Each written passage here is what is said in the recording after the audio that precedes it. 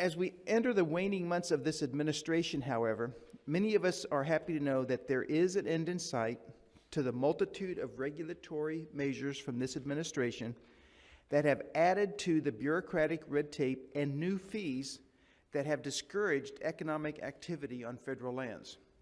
In fact, 4 years ago, President Obama said, quote, "We can't drill our way to lower gas prices," unquote. He was dead wrong.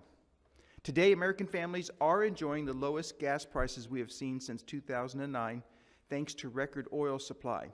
It seems that not a Friday afternoon has gone by without receiving a new notice of proposed rulemaking from one of the agencies present today.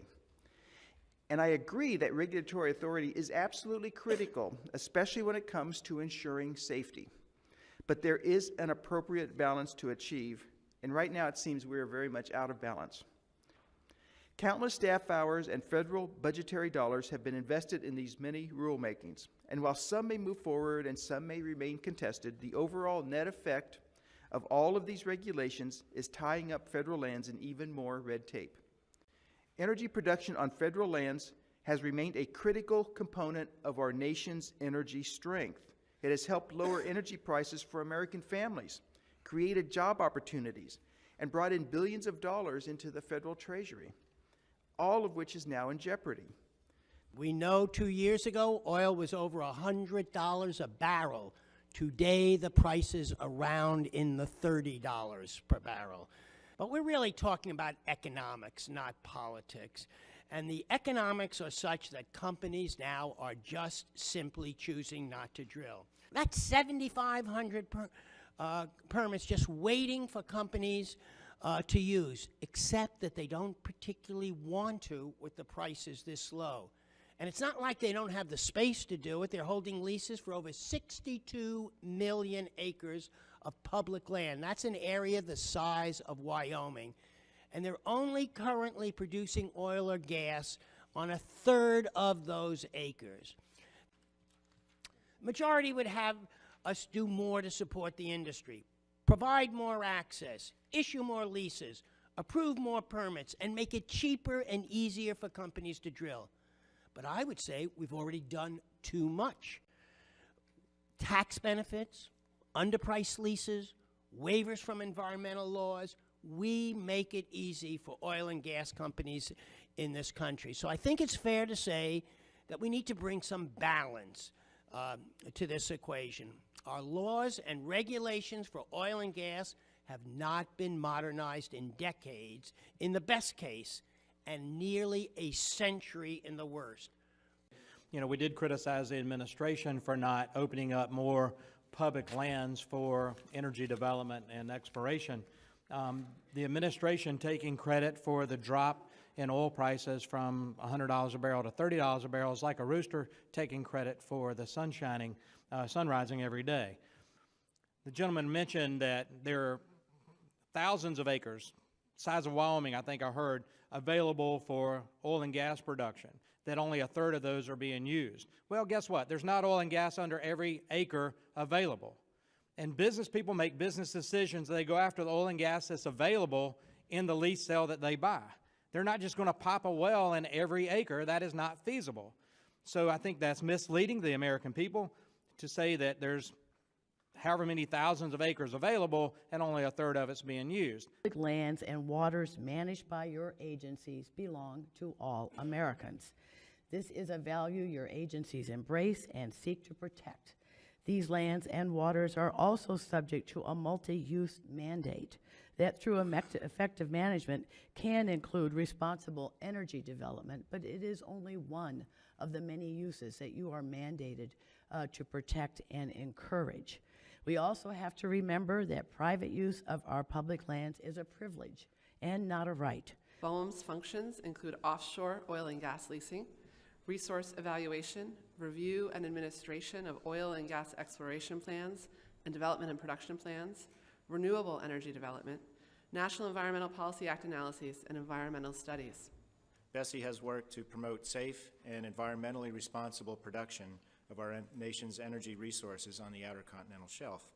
This work includes the establishment of meaningful rules, effective oversight, and analysis of incidents to determine trends and gaps. It also includes a focus on preparedness to ensure that operators have the means to respond quickly and effectively in the event of a serious incident. The 2017 budget request for BSEE is $204.9 million.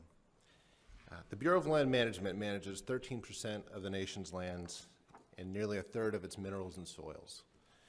We manage these lands under the dual framework of multiple use and sustained yield. We also play a major role in the economies of the West and other communities around the country through our work supporting oil and gas development, all kinds of recreation, hunting and fishing, helium production, forest management, ranching, wildland firefighting, beekeeping, and we even have reindeer herders in Alaska. In fact, on lands where you need a BLM permit to drill for oil, production has more than doubled during this administration. We are also 75% of the way towards meeting the President's Climate Action Plan goal of approving projects that will generate 20 gigawatts of renewable energy. It is also worth noting that the BLM is working hard on it to take its oil and gas systems online. We will be moving towards an online lease sale system later this year, in addition to moving our drilling permit system to an online platform that should bring permitting times down substantially. I'd like to highlight that nearly $400 million worth of American energy, American gas, is vented and flared, or in other terms, wasted each year just on federal and Indian leases. Now that's enough energy to power 5 million homes. And lastly, I would like to draw your attention to the proposal to create a BLM Foundation. This kind of organization, which would be similar to a National Park Foundation or the National Forest Foundation, could be extremely helpful in our efforts to address abandoned mines, to work on wild horse and burro issues, and many of the other tough issues that we have to tackle at the BLM. Yeah. Legislation we passed in the 113th Congress that made permanent a program to improve permit coordination with the BLM also required that the BLM report to Congress no later than February 1st of this year, detailing how the program is going. Since the deadline has passed and we haven't seen the report, when can we expect that report? You should have that report soon.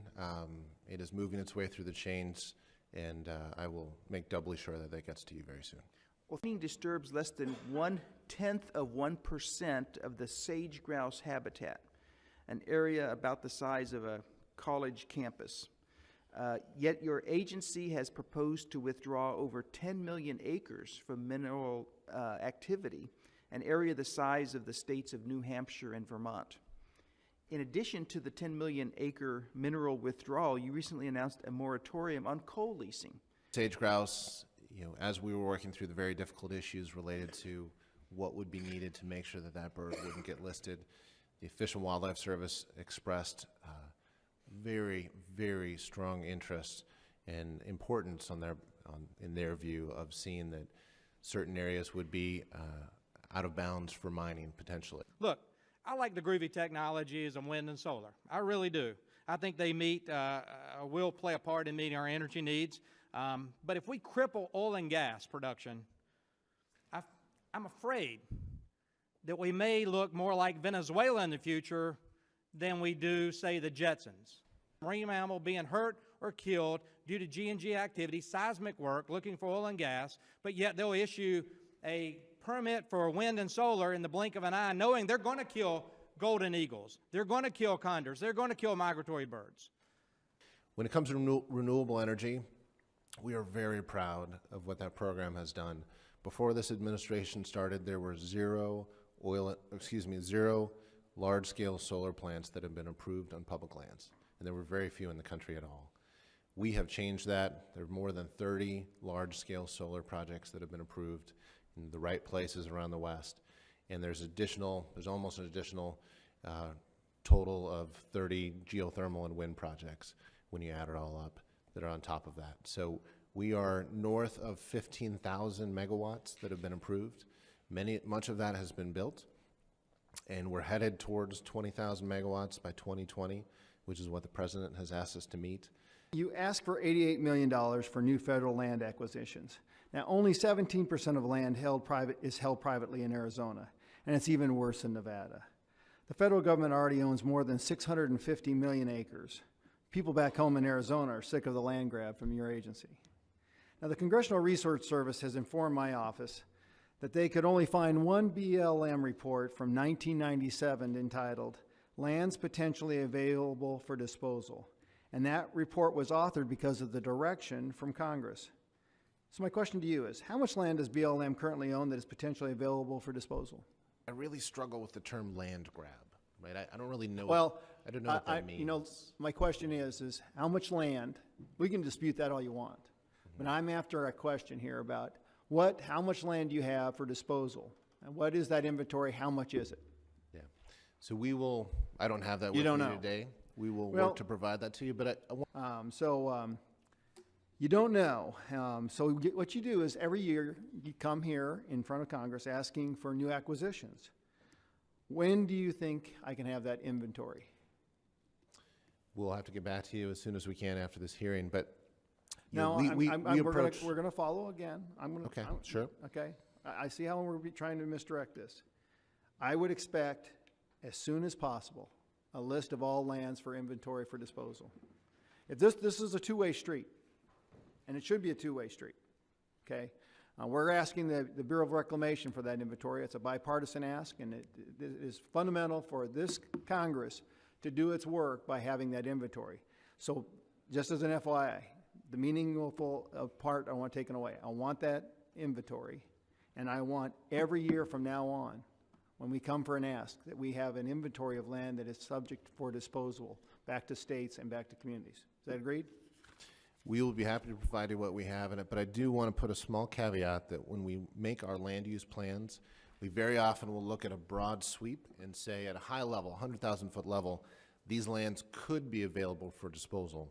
So just because they show up on a list that we provide to you. That's perfectly fine, because it starts the discussion, because that's the discussion we better have. Good enough. Okay. So now you testified that federal coal resources will continue to be an important component of the nation's energy mix. Yesterday, Secretary Jewell tried to claim the Obama administration's war on coal doesn't really exist, and that's a joke. If you were all really concerned about taxpayers receiving a fair return for the sale of coal, as you stated in your testimony, then your administration wouldn't have blocked all new coal leases on federal lands by executive order. Last year, the BLM and taxpayers received $20.9 million for 3 new leases of federal land for coal, correct? Well, on your point about we're not blocking all lease sales. Okay, let's go back to my question. My question to you was, we need to stay focused. Taxpayers received $20.9 million for 3 new leases last year. True or false? That sounds accurate. Okay. And what will be the return for new leases this year? Well, I don't know the Zero, exact. right? Zero. There's no new So this is leases. what I was trying to correct earlier, is we are not blocking all new lease sales. So there is a long list. Okay, so what's the of- number then?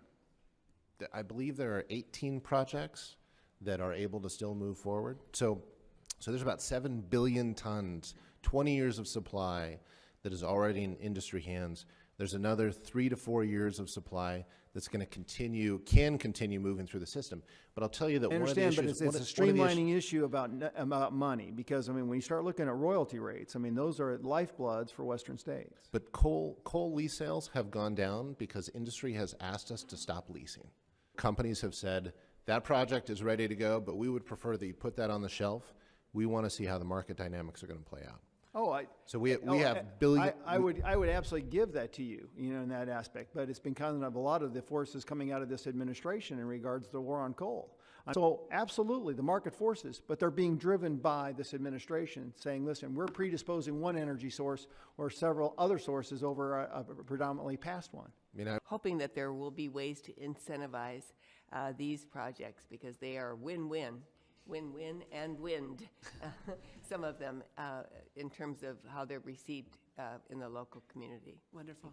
The state of Louisiana and our offshore, as you well know, we have more offshore energy production offshore of Louisiana than all 5 other offshore producing states combined. I'm very concerned about the expertise within your agency to write this rule. Excuses like not having a big enough room, to conduct the lease sale, a snowstorm in Wyoming, those happen every other day. So there have been some frustrating excuses used to cancel oil and gas sales or reschedule them in a way that almost gives the appearance that it's being slow-walked, that there are efforts playing out to prevent oil, gas, coal from coming out of the ground in public land states. And it's death by 1,000 cuts when you look at the regulations of the cumulative agencies that are burdening these commodities. It looks very concerted to destroy. And it's easiest for you to destroy coal, oil, and gas on federal lands because you're administering the federal lands. The whole theater was filled with people about the buffalo.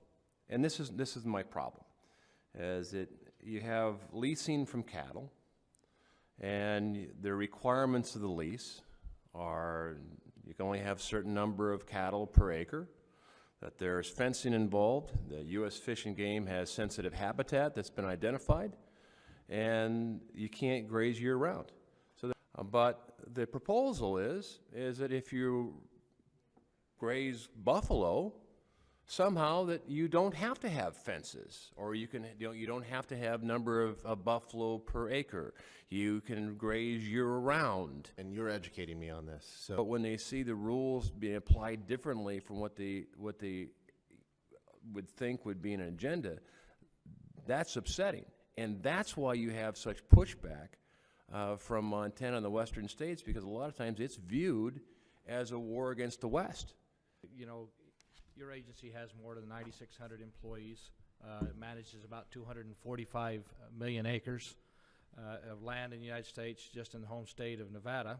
I think roughly 63% of the entire land mass of a state. Not to mention that 20+% is held by other federal agencies in Nevada. And the president's budget includes about $88.8 million of additional BLM land acquisitions. This is a 350% increase over fiscal year 15. $500 million of deferred maintenance and on the land controls, and the agencies is asking more taxpayer dollars to acquire more land. and the same focus on disposal as we are on acquisition. We're selling lands out there at 3 and 4 or 5 times as high as other real estate around the country. That looks good on your portfolio.